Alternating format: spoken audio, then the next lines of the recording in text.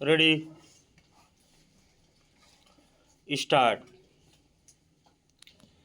अध्यक्ष महोदय, उसके लिए सब कुछ करना है तो फिर कृषि उत्पादन का जो मूल आधार है उसे खाद और पानी की जो व्यवस्था है, जब उस पर ही कर लगाया जाता है तो मेरे मन में आता है कि कहीं वित्त मंत्री महोदय अपनी ही बात को अपने ही सिद्धांतों के द्वारा तो काट नहीं रहे हैं। मैं कहना चाहता हूँ कि हमारे देश में अभी भी चौथाई भूमि से ज़्यादा सिंचित भूमि नहीं है। इस देश की जितनी कृषि योग्य भूमि है उसका चौथाई से भी कम हिस्सा ऐसा है जो सिंचित भूमि के नाम से पुकारा जा सकता है। मेरी राय में अब समय आ गया है जबकि पिछले 2-3 वर्षों की नीति पर फिर विचार किया जाए और एक मात्रा में घाटे के बजट का सहारा लेकर ही सही आर्थिक तथा सामाजिक विकास योजनाओं की गति को बहुत बढ़ा दिया जाए। इस मामले में मैं समझती हूँ कि तुरंत कार्रवाई होनी चाहिए ताकि आज जनसाधारण में जो असंतोष उभर रहा है वह हानिकर दिशाओं में न चलने पाए।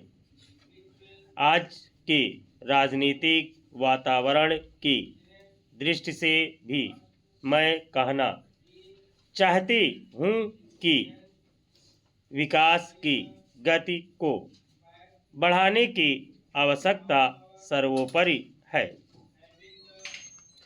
जहाँ तक कि नए बजट के अंतर्गत कर नीति का संबंध है, अच्छा होता यदि मिट्टी के तेल जैसी वस्तुओं पर अतिरिक्त कर न लगाया जाता। मेरी राय में इस प्रकार के करों से बचना ही उचित है, परंतु वस्तु स्थिति कुछ ऐसी लगती है कि प्रायः गरीबों पर करों का भार लादे बिना सरकार की गाड़ी आगे बढ़ ही नहीं सकती। एक नया कर जिसे पहली बार वित्त मंत्री ने लगाने की ठानी है वह कृषि संपत्ति संबंधी कर है। अब से पहले कुछ राज्यों में कृषि संबंधी आयकर लगाया गया था, परंतु उसके प्रशासन तथा वसूली आदि में इतनी कठिनाइयाँ आई कि राज्य सरकारों को अपनी नीति बदलनी पड़ी।